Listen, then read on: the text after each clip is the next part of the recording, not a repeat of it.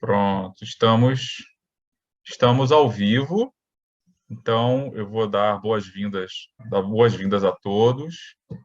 Hoje são 18 de maio de 2022 e esta é mais uma reunião pública, uma live do Núcleo de Estudos de História do Espiritismo, no UES, por sua vez ligados ao Laboratório de Estudos de Políticas e Ideologia, LEPID.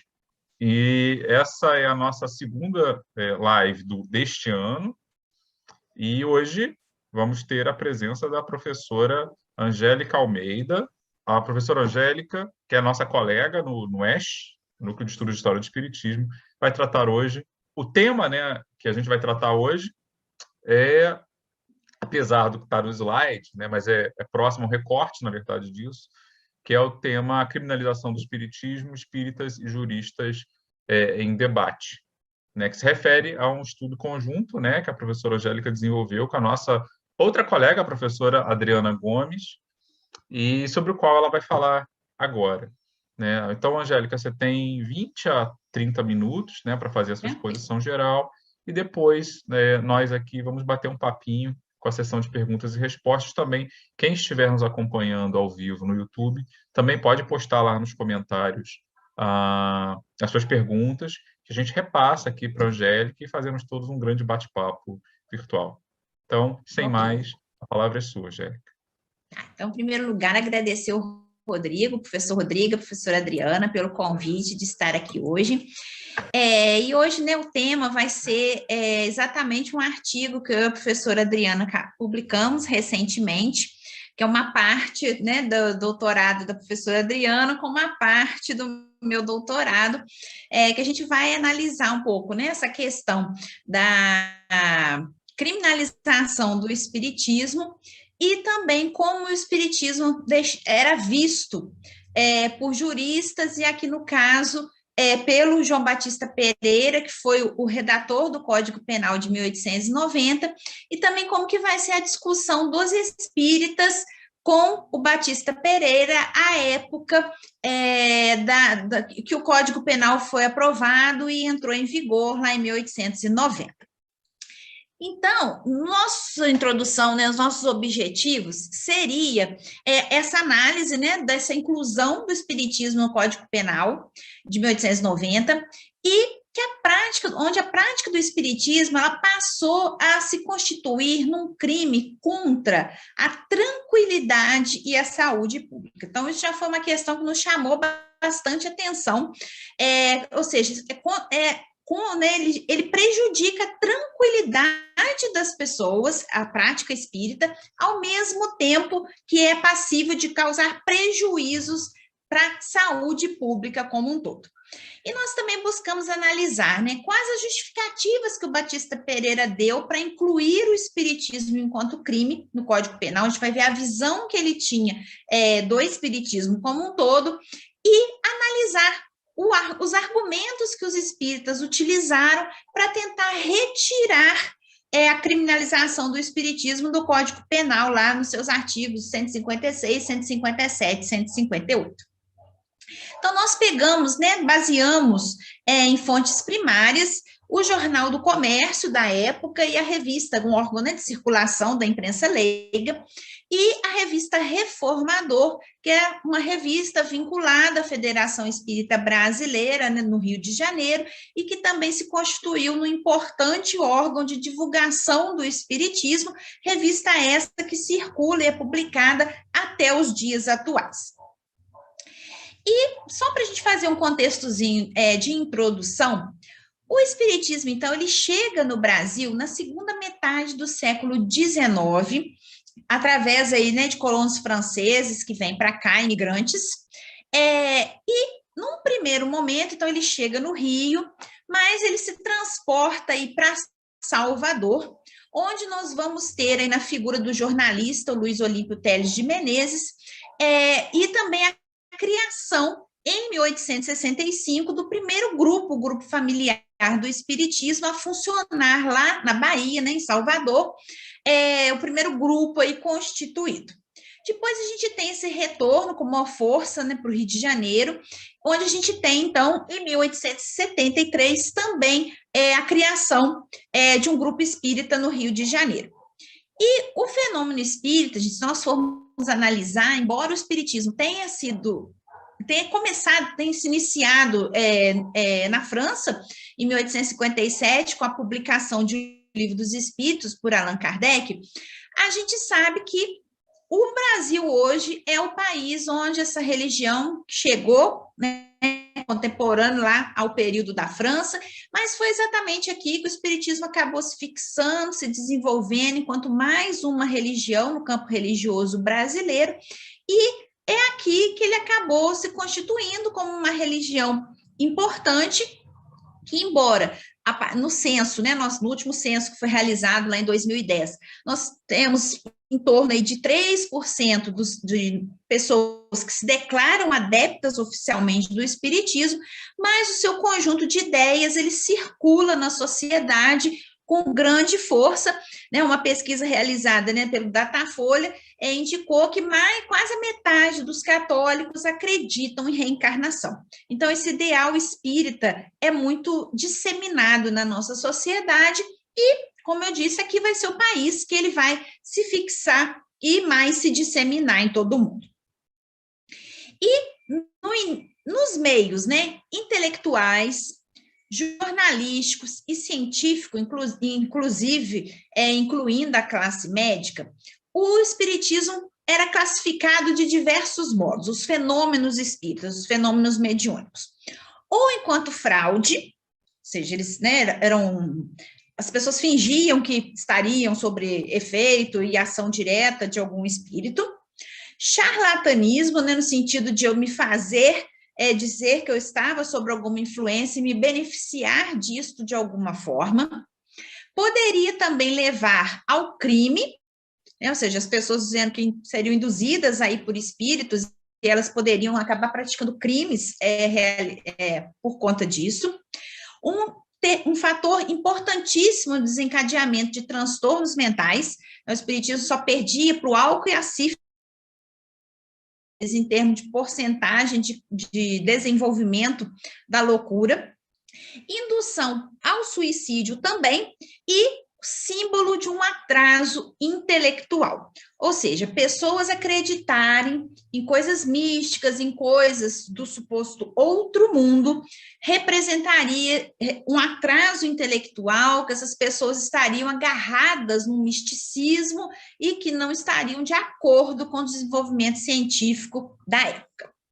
E vários desse meio de intelectuais, os cientistas, né, os médicos, vão começar a clamar do poder público ações cobrando a atuação deles contra o espiritismo, até nós chegarmos no Código de 1890 e na aplicação das penas que estavam previstas no Código após aí 1890. E aí vamos ver um pouquinho da biografia do Batista Pereira, que foi então esse jurista. Ele é natural de Campos, no estado do Rio de Janeiro. Ele cursou a Faculdade de Direito em São Paulo, foi fundador e sócio efetivo do Instituto da Ordem dos Advogados Brasileiros.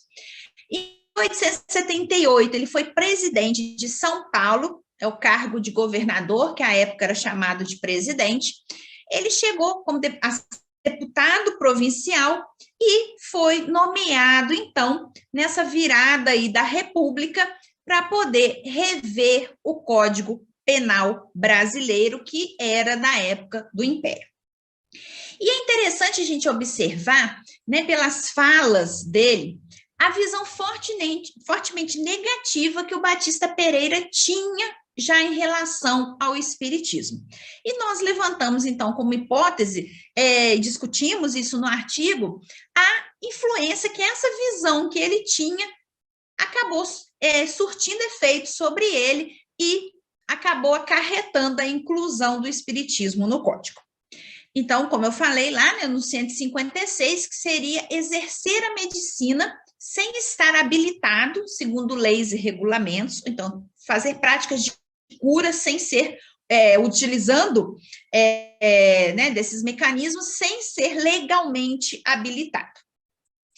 No 157, praticar o espiritismo lá para despertar sentimentos de ódio ou amor, gerar, né, as pessoas acreditarem que vão ser curadas de moléstias e, por fim, fascinar e subjugar a credulidade pública. E se, por influência ou por consequência disso, resultar ao paciente privação ou alteração temporária ou permanente das faculdades psíquicas, que era, como eu falei, né, a acusação de que o espiritismo acarretaria a loucura. E no parágrafo 2º, o médico também, que diretamente praticar qualquer dos atos referidos acima ou assumir a responsabilidade deles. Então, mesmo que o médico fosse formado em medicina, ele não poderia utilizar dos mecanismos espíritas para poder tentar tratar do paciente. Ele também poderia ser criminalizado, podendo até perder o seu diploma adquirido na faculdade de medicina. Então, e ministrar ou simplesmente prescrever como meio curativo o ofício do denominado curandeiro. Emprego de qualquer substância resultar na pessoa, privação, alteração temporária ou permanente também, das suas faculdades físicas ou funções fisiológicas, psíquicas, né, ou fisiológicas. Então, se eles tomassem também, utilizassem alguma coisa enquanto medicamento que também desencadeasse isso, estaria também incluído no código. E aí ele vai dizer, né, o Batista Pereira, né, a gente viu no Jornal do Comércio essas falas, né, a gente acha na Biblioteca Nacional esses exemplares online do jornal, e a gente foi acompanhando, porque o Jornal do Comércio foi publicando reportagens com as explicações do Batista Pereira a respeito dessa questão da inclusão do espiritismo no Código Penal, um questionamento que os espíritas realizaram. E ele vai dizer, não discutimos espiritismo e menos censuramos aqueles que o abraçam, como ciência especulativa, sem descerem às suas práticas experimentais ou clínicas. Ou seja, se você quiser estudar como uma ciência e abraçar isso, tudo bem. Mas praticar ou utilizar isso de um modo clínico, não poderia. Sabemos respeitar a liberdade de crenças, ainda as mais extravagantes. O que, porém, não nos pareceu lícito foi consentir que se use do espiritismo como de qualquer outro meio, em proveito próprio, ou seja, recebendo benefícios para curar, tratar das pessoas, mas em prejuízo da saúde, da vida e, quiçá, da honra alheias.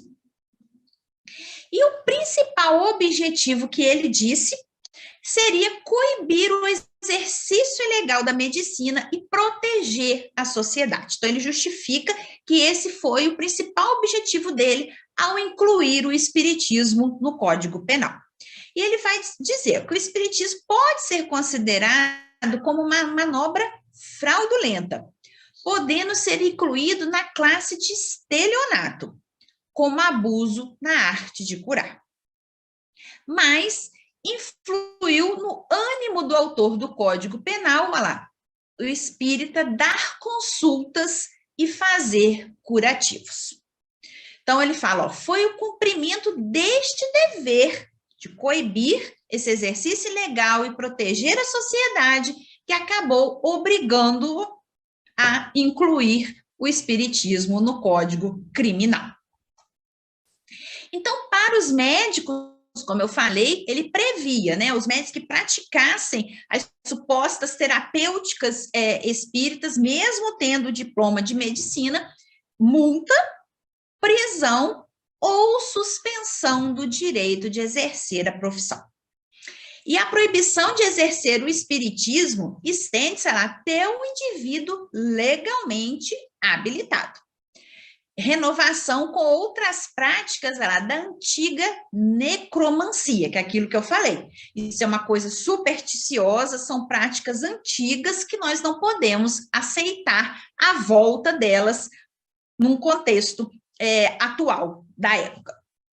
A comunicação com deuses, politeísmo, gênios no gnosticismo, crenças orientais e com o diabo no cristianismo. E também ele vai argumentar que os fenômenos mediúnicos não eram oriundos de manifestações espirituais, mas eram apenas fraudes, onde os médiuns supostamente estariam sob influência de algum elemento extramaterial. E ele vai argumentar que vários estudos foram realizados pela comunidade científica e todos teriam chegado à mesma conclusão, de uma ausência absoluta de manifestações espíritas, salvo nos cérebros enfermos, e que isso seria uma simples superstição. Ele fala, esses crédulos adeptos são enganados por descarados charlatães e que suas práticas ridículas, quase sempre culposas, não servem senão para enriquecer aqueles que os exploram e conduzir direitinho para os hospícios de alienados aqueles que neles creem sinceramente. Então, ou seja, é para oferir lucro, são práticas ridículas feitas pelos charlatães e que enriqueceriam essas pessoas, que cobrariam por isto, ou, se não é isto, vai levar exatamente as pessoas para os hospícios, aquele que começa efetivamente a crer que está sob influência de um ser extramaterial. E ele fala que o espiritismo mais perigoso do que a magia, com suas incautações e talismãs, não pode ficar impune, constituindo esses fatos escândalos sociais. Não podia o legislador, no caso ele, cruzar os braços e mostrar-se indiferente. Então, estava nas mãos dele colaborar, fazer alguma coisa para coibir o avanço do espiritismo e a crença das pessoas nesses fenômenos que poderiam desencadear diversos prejuízos para a sociedade. E lembrar que o Batista Pereira, gente, ele estava incluído em todo um contexto social brasileiro no final do século XIX, onde nós tivemos, né, a abolição da escravidão, a proclamação da República, com todo o ideal e progressista que nós vamos ver de, né, reformas urbanas, para poder tentar mostrar que o Brasil estava crescendo, estava indo rumo ao progresso, tentando se tornar uma nação europeia, aos moldes parisienses, aos moldes ingleses, e que tinha como um dos pontos preocupantes a questão racial, por ser um país, né, extremamente miscigenado, e de acordo com teorias da época, que consideravam as raças negras inferiores à raça branca, também num período de maior cientificismo, de crença de que a ciência poderia explicar todas as coisas e que ela estava em pleno desenvolvimento, e que voltar a acreditar nessas questões seria um retrocesso ao misticismo, a coisas antigas. Preocupação, gente, também com doenças, se nós formos olhar, principalmente aí no ramo da psiquiatria, nós não tínhamos, até os anos 50, 1950, medicamentos eficazes para tratamento de doenças mentais. Então, era um perigo muito grande, a preocupação também embasada no período da época que determinava, que estava preocupado aí com questões eugênicas, de melhoria da raça, e que essa transmissão de fatores genéticos da loucura, ela só ia piorando a cada geração. Então, às vezes, a pessoa poderia ter um início de um transtorno, e eles acreditavam que em torno de 4 gerações já se tornaria um perfeito idiota, que como eles chamavam os loucos na época, e não tinha tratamento. Então, a prevenção era a principal preocupação. Essas questões também dos desvios de práticas desviantes, criminalizantes, utilizando aí os tratamentos, e a questão do crime, que também era uma preocupação constante de coibir essas práticas caracterizadas como criminosas. E aí, como agora a gente vai falar um pouquinho como que os espíritas lidaram, né, com esse Código Penal e que estratégias eles utilizaram para poder tentar reverter este quadro. Então, duas estratégias aí importantes. Eles vão utilizar também jornais, então nós detectamos lá vários artigos no Jornal do Comércio e também as páginas do Reformador para tentar pressionar e solicitar ao presidente lá, o Campos Salles, que retirasse o espiritismo do Código Penal. E eles vão tentar contestar os argumentos do Batista Pereira que ele utilizava para justificar a criminalização. Então, eles vão tentar desmontar esses argumentos de ser desencadeador de loucura, de ser uma fraude, de ser um crime, de ser misticismo, de levar ao suicídio. Então, eles vão argumentar em relação a isso.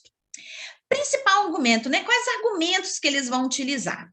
Primeiro, nós tínhamos um decreto até anterior ao Código Penal e a Constituição de 1891, que é um decreto 119A, que concedia já liberdade religiosa às diversas religiões no Brasil.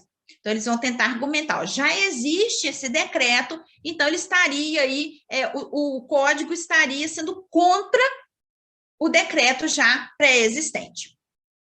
Outro argumento importante que eles vão utilizar é de que eles não praticavam a medicina ilegalmente porque eles não cobravam pelos atendimentos. Então, se eles não obtinham nenhum tipo de lucro, não poderia ser configurado como um exercício ilegal de profissão.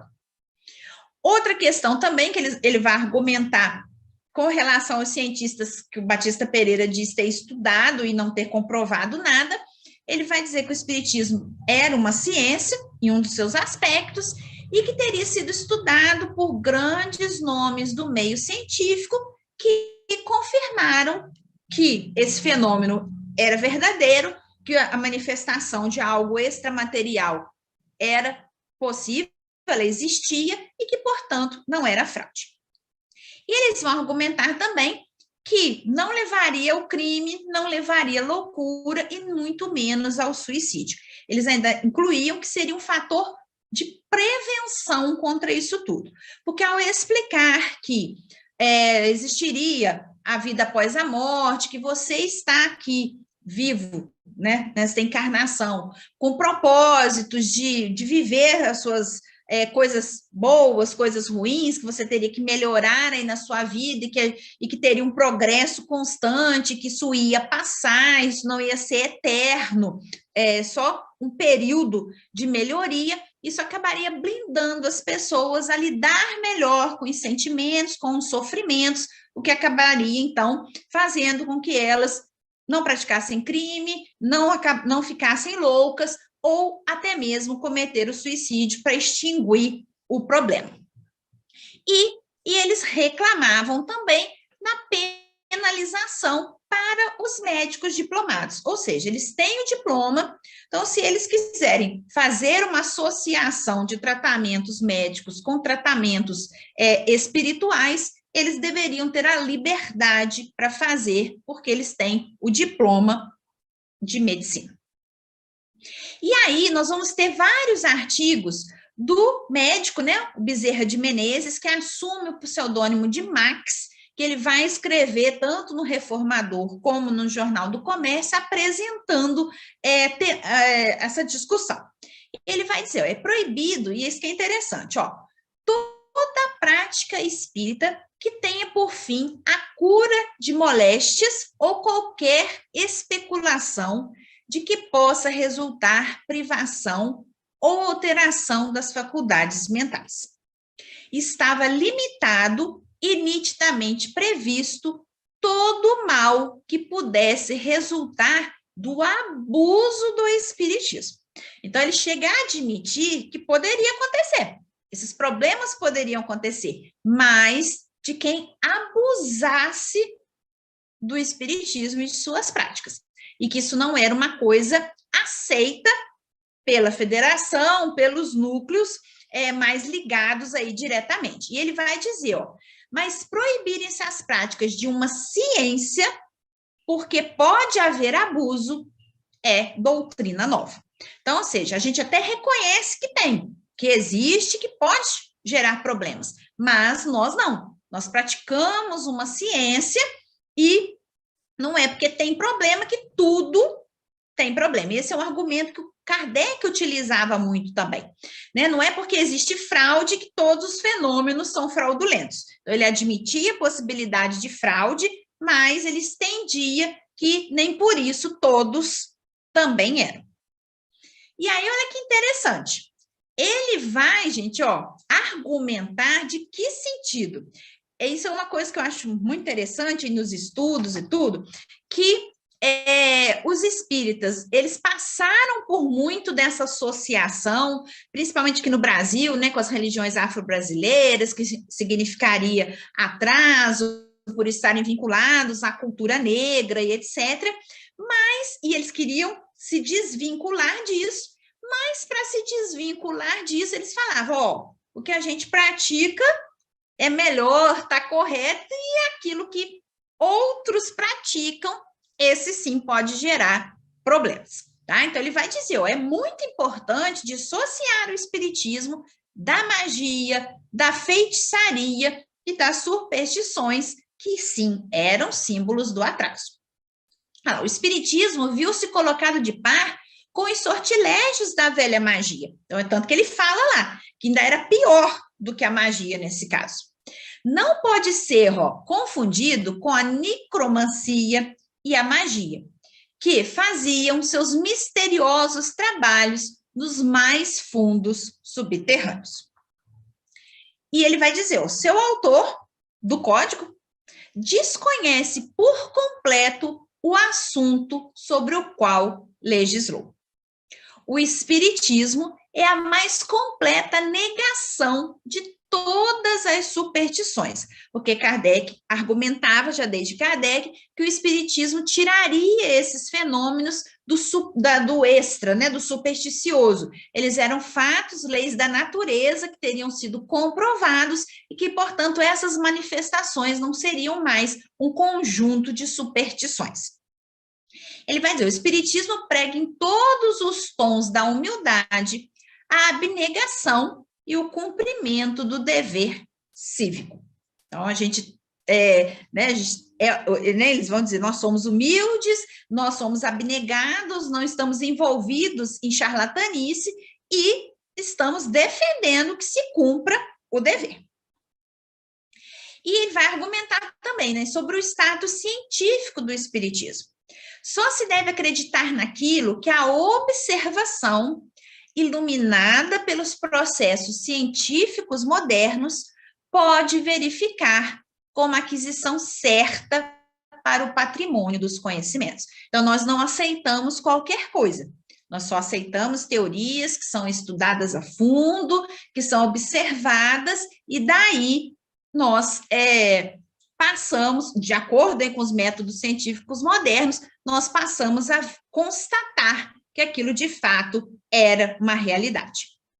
E aí, para concluir, para a gente poder abrir então aí, né, para a discussão, apesar, gente, de todos esses protestos, o espiritismo, como nós sabemos, né, ele não foi retirado a sua criminalização do Código Penal de 1890, ele permaneceu enquanto o código esteve vigente, que esse cenário nacional dessas preocupações com raça, ciência, saúde da população, pode ter influenciado diretamente aí o Batista Pereira na elaboração, a sua visão de mundo, que a gente acabou percebendo em diversas passagens nos artigos, e é muito interessante também que ele se declarava cristão.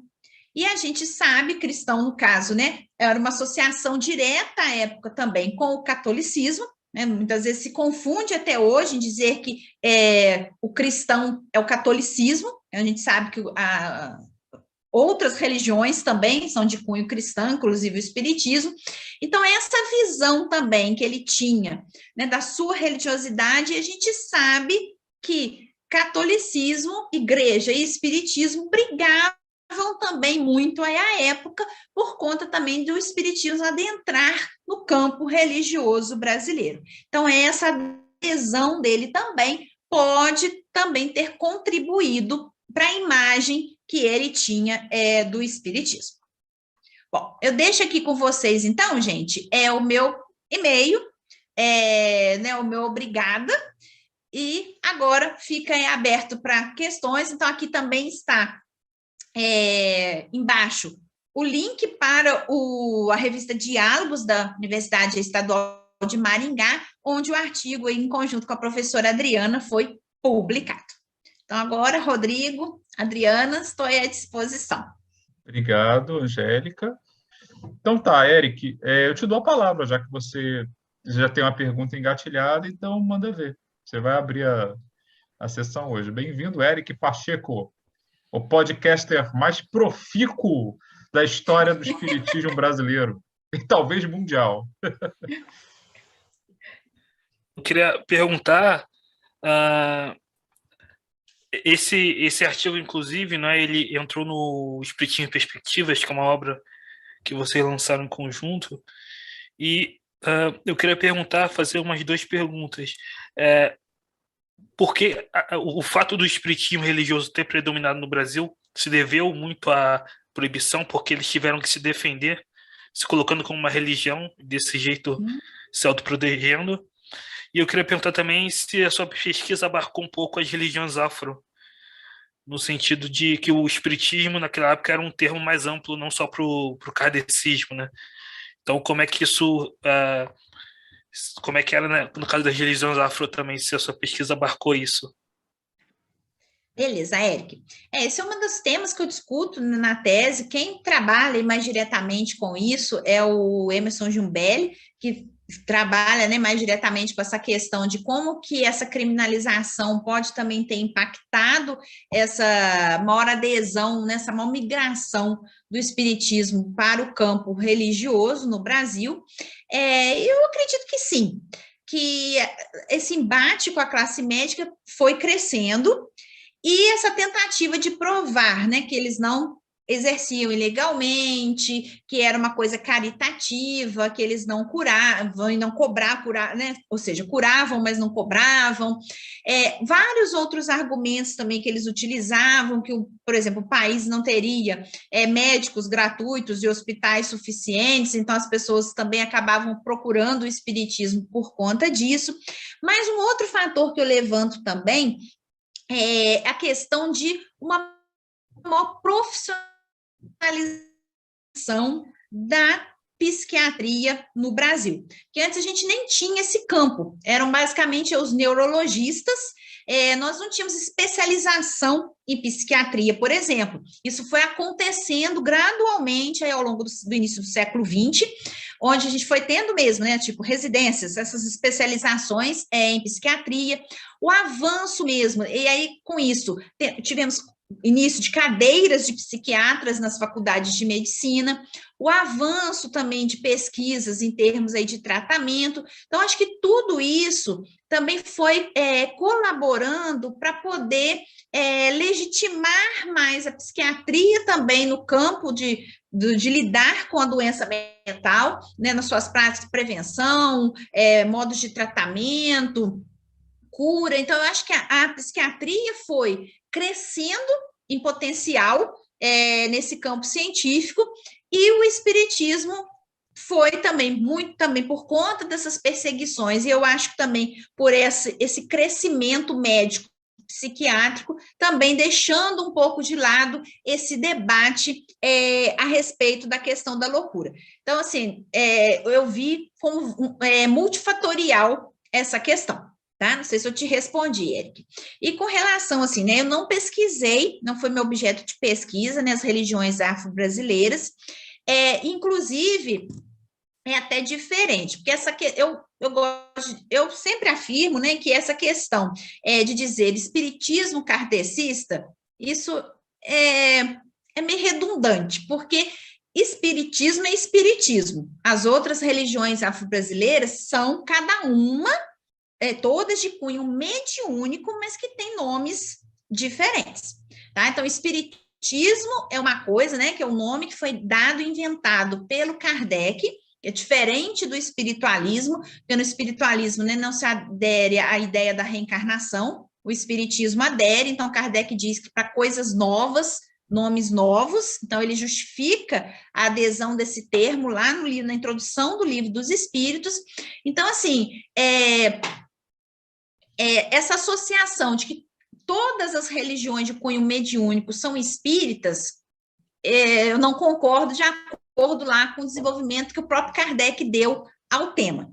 Tá? Então, que elas se baseiam em fenômenos mediúnicos, sim, todas elas, mas que é espiritismo de Umbanda, espiritismo de Candomblé, espiritismo kardecista, eu discordo um pouco dessa temática. E como eu falei, à época a gente já percebia muito esse movimento dos espíritas, que eu, né, costumo dizer que eu acho que eles exageraram, e, né, eu falo até, é um termo corrente, assim, pisaram na jaca, né, de querer denegrir as demais religiões afro-brasileiras para poder mostrar que não, que o espiritismo era científico, que o espiritismo era controlado, era melhor e que, portanto, seus fenômenos não desencadeariam transtornos mentais. Então, o preconceito que eles sofreram, por exemplo, da classe médica, eles também acabaram empregando nas demais religiões para poder tentar fazer esse limite de diferenciação entre elas. Legal. Tudo bem, então, Eric? Respondido? Obrigado. Então, a gente passa para o nosso companheiro aqui, o Marcelo Gulão, que também tem uma pergunta a fazer. À vontade, Marcelo. Oi, Angélica. Olá, Gulão. Então, até aproveitando a pergunta do Eric, eu acabei pensando numa outra coisa nesse sentido. Dá para ver, analisando os casos do Batista Pereira, que boa parte dos casos que ele estava ali julgando não parecia ser necessariamente daquele núcleo espírita oriundo da França, né, que a gente percebe, localiza muito bem no Rio de Janeiro. Então, seria possível afirmar que, naquele momento, o Bezerra de Menezes estava entrando num debate, defendendo também as outras religiões, né, já que todas elas estavam sendo enquadradas dentro daquilo que era chamado de espiritismos, até no plural. E a outra questão, eu sei que foge um pouco do seu escopo, mas talvez você seja a maior especialista na área, teria alguma ligação, daria, a partir desse momento, né, da criminalização das práticas espíritas, alguma junção do fato de surgirem várias instituições psiquiátricas espíritas na primeira metade do século XX? Seria uma resposta a essas críticas ou são duas coisas desconexas, né? Que até hoje parece que são desconexas, né? Mas eu fiquei pensando, será que tem alguma conexão aí? Então, o Bezerra, Gulão, ele tentava fazer essa diferença, tá? Ou seja, na fala dele, ele dizia, nós daqui somos tranquilos, né? As nossas práticas são tranquilas, a gente é baseado na ciência, a magia, as outras coisas, não. Essas podem afetar, sim. Tá? Então, ele não tentava defender todo mundo, não. Né? Ele tentava defender o bando, né? O grupo e ligado à Federação Espírita, então tinha essa diferenciação. Ele não fazia uma defesa coletiva. Foi aquilo que eu falei. Ele tentava até fazer com que, né, que eu falei, ao desmerecer o outro, elevasse a prática. Aqui é ciência, aqui é diferente. Tá? Então, isso é um ponto que me chamou muita atenção, né? E na pesquisa do doutorado também a mesma coisa. Os hospitais psiquiátricos, isso é uma questão interessante, porque eles começam também a surgir muito embasado nesta perspectiva do espiritismo de se propor como uma teoria complementar à questão de explicar a loucura, por que aquela loucura existiria, métodos de tratamento, métodos de prevenção. Então, esses hospitais, eles vão lidar isso é interessante, que eu falo, o próprio Kardec já era assim, o Bezerra era assim, o doutor Inácio Ferreira, né, que foi o diretor do Hospital Espírita de Uberaba, que dialogou muito com a classe médica, eles não negavam, porque assim, o que tinha até então de causa para a loucura? Eram fatores biológicos e fatores culturais sociais, ou seja, o meio pode influenciar, ou fatores biológicos ou até uma associação entre eles. O que o Espiritismo vai propor? Mais uma explicação, que poderia ser uma influência negativa de um espírito já falecido sobre uma pessoa que poderia, então, gerar esses problemas. Então, eu não gosto de dizer que era um tratamento alternativo, era um tratamento complementar. Ou seja, então, nos hospitais, eles utilizavam tudo que era proposto pela ciência médica à época e associava essas terapias de passe, desobsessão. Inclusive, o Inácio Ferreira mesmo, quando ele forma no Rio de Janeiro, mas ele é lá de Uberaba, quando ele volta para lá, que ele assume a direção clínica do hospital, ele confessa que ele não era espírita. Então, quando ele entra lá em 33 para poder assumir essa direção, ele diz que ele estava indo ali como médico. E aí, um ano após ele começar a observar as sessões que a Maria Modesto, que era a principal médica, a fundadora lá do hospital, acabava realizando, ele diz que pelas observações e pelas melhorias que ele observava nos pacientes, ele acabou se convertendo ao espiritismo. Mas todos eles, inclusive o Kardec, sempre afirmavam que esse diagnóstico diferencial era muito difícil. Dizer que era só obsessão ou dizer que era só uma causa biológica. Eles acabavam concluindo, por ser uma coisa de obsessão, quando a pessoa atingia a cura plena e acabava saindo dos hospitais, que a gente tem vários prontuários, que depois eu estudei, né, o Sanatório Espírita de Uberaba mais profundamente, então a gente tem vários altas médicas após os indivíduos serem curados. Então, assim, eles propunham, então, essa associação. Um outro mito muito grande, por exemplo, os hospitais espíritas usavam eletrochoque, que era uma prática utilizada na época e que é utilizada até os dias de hoje. Né, que a gente tem uma imagem muito ruim de eletrochoque, né, que acha que é só maldade para dar choque nas pessoas, mas ele é utilizado até hoje, por exemplo, no tratamento de depressão profunda em grávida, que não pode tomar remédio. Então, elas são submetidas aos tratamentos de eletrochoque para poder conseguir aí fazer, né, esse tratamento, esse auxílio e melhorar a sua condição depressiva. Então, eles utilizavam também. Então, só para a gente poder ver, né, essa tentativa de conjugar esses tratamentos. Mas é interessante também que os médicos acabavam dizendo que, vocês causam tantos loucos que vocês acabam abrindo hospitais para tratar dos próprios loucos que vocês acabam fazendo. E aí eles falam que não, que, né, os espíritos argumentavam que não, que na verdade tinham N hospitais, que na verdade eles acolhiam o que o poder público não acolhia até então. Tá? Então, assim, eu acho que esses hospitais vêm muito dessa ideia de associação, e é interessante, Bulão, que com o passar do tempo, aí anos 50, 60, tal para frente, a gente foi tendo também, não sei se também era um outro tema de pesquisa interessante, por conta dessas perseguições que aconteceram, que os hospitais psiquiátricos também foram deixando de lado esse tratamento espiritual. Eu acho que o próprio avanço da psiquiatria e talvez essas perseguições arrefeceu.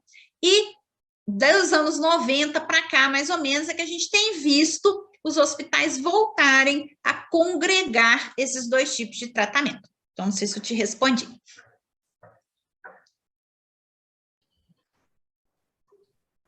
Posso?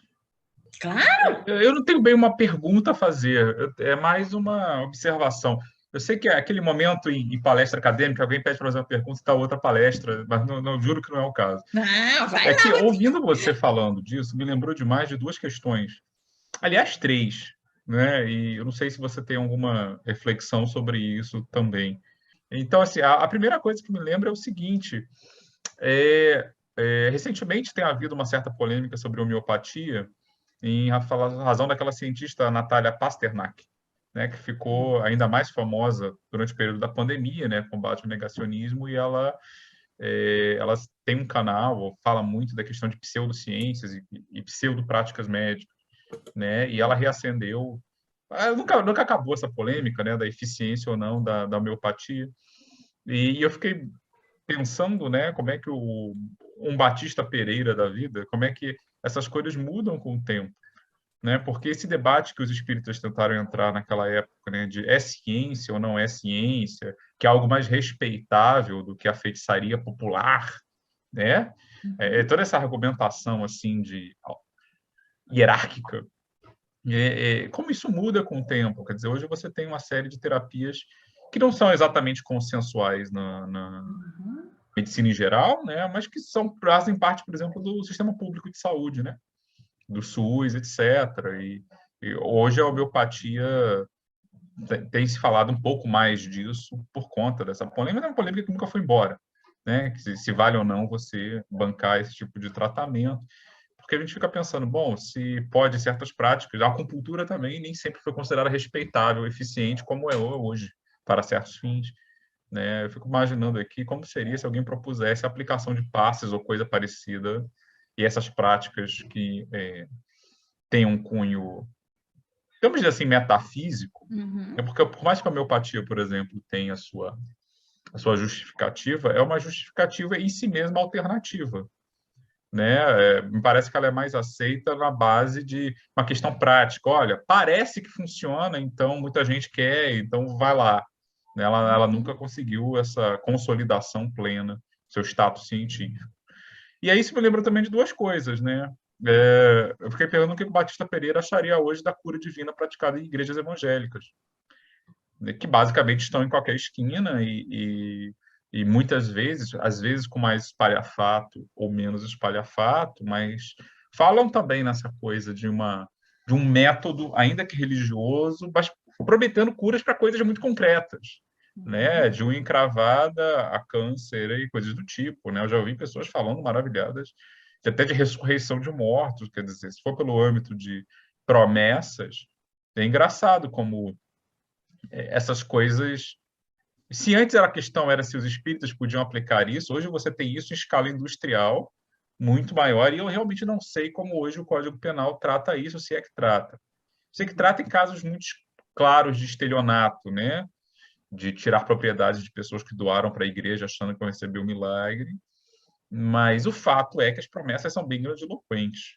E isso ganhou um recorte que eu acho que os espíritos daquela época jamais imaginariam, naquele país ainda católico.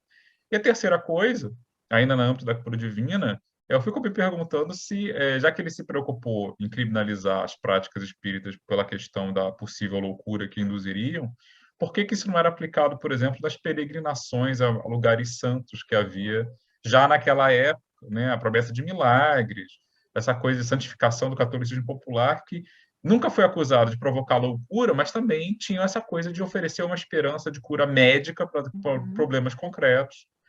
Mas ninguém se deu ao trabalho, me parece, de ir atrás disso, que devia ser uma coisa muito mais difundida, né? Desde a rezadeira da área rural até a peregrinação ao lugar onde morreu a santa tal, ou relíquias e coisas do tipo, do que a FEB conseguiria atender no auge, na época aí da Primeira República. Então, olhando em retrospecto, o que me parece claro assim, é a diferença de tratamento, né? Talvez por os espíritas estarem muito visíveis numa certa classe na capital, né, isso chamasse mais atenção, mas se for se preocupar com promessas religiosas de cura que talvez não se concretizassem, quer dizer, haviam infinitamente mais coisas que aparentemente passaram em branco, né? Ninguém lembrou. Parece, Rodrigo, que a busca era muito grande mesmo. Assim, a gente tem dados estatísticos da federação, da procura, né, mesmo das pessoas, aos ambulatórios, aos atendimentos, e acho que estava tudo num conjunto. Oi, Angélica, eu queria muito agradecer a sua presença aqui conosco hoje no Nueste. Você é sempre uma pessoa maravilhosa, uma pesquisadora de ponta. Queria também, pessoalmente, agradecer o texto que nós escrevemos juntas, que você apresentou até o momento que eu consegui ouvir, porque, enfim, Eu fiquei caindo toda hora, mas agora acho que eu estabilizei. Você apresentou muito bem. Mas eu queria aproveitar a oportunidade e só pedir para você falar um pouco sobre o seu livro, o livro que você publicou no ano passado, um livro que é sobre a sua tese de doutoramento. Você poderia, que é um tema maravilhoso, é um tema que muitas pessoas gostariam que você falasse um pouco. Então, teria como você nos abrilhantar um pouquinho falando sobre a loucura espírita, sobre o seu livro, e Sem aproveitar dúvida. e divulgar um pouco o seu trabalho? Sem dúvida, né? Então, ano passado a gente conseguiu, né, publicar pela editora Dialética, o livro chama Uma Fábrica de Loucos, Psiquiatras e Espíritas versus Espíritas no Brasil, de 1900 a 1950. Então, o livro está disponível para aquisição, que foi fruto aí dessa pesquisa, dessa longa pesquisa que eu realizei no doutorado, e que eu acho que foi um levantamento bastante importante, porque foi muito baseado em fonte primária, né? Eu consegui coletar, tanto na Europa, Estados Unidos, quanto aqui no Brasil, em diversos locais, os artigos mesmo, como que os médicos se posicionavam, como que os espíritas se posicionavam. Então, assim, foi um debate mesmo de comparação, de análise dessas fontes. Então, assim, que eu acho que foi um diferencial aí grande da produção, de ter essa fala direta com as fontes primárias, que eu acho que é o que embasa mais diretamente o nosso trabalho, né, enquanto historiador, e que eu procurei investigar esse conflito, como eu falei para vocês aqui na apresentação, do espiritismo ser considerado os fenômenos mediúnicos e as práticas, as pessoas frequentarem reuniões mediúnicas, um importante fator de desencadeador de transtornos mentais, tanto que no Brasil chegou a ser considerado o terceiro maior fator. Só pedia para o álcool e para a sífilis, que deveria ser ferozmente combatido, utilizando aí o argumento da existência já do código, e o pessoal reclamava muito que o código existia, mas o governo não se utilizava dele para coibir essas práticas, e foi um conflito que não começou no Brasil. Ele já começa lá nos Estados Unidos, com as manifestações espiritualistas, né, que o Rodrigo e o Gulão estudam aí também, diretamente, vem para a Europa com os fenômenos, e já um ano após a publicação do Livro dos Espíritos, em 57, né, já em 1858, a gente já tem a primeira publicação médica discutindo, das academias de medicina francesas, discutindo sobre os perigos e os riscos do espiritismo.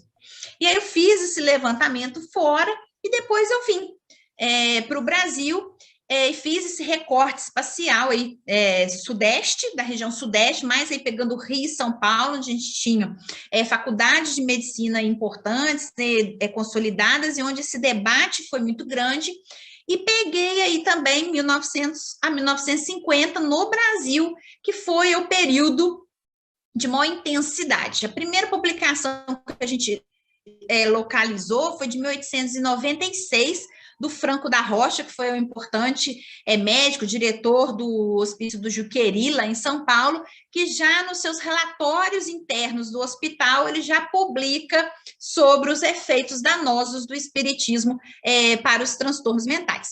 E foi um debate que perpassou aí o Brasil nesses anos. Nós tivemos aí 20, até um inquérito de especialistas para julgar sobre os perigos do espiritismo.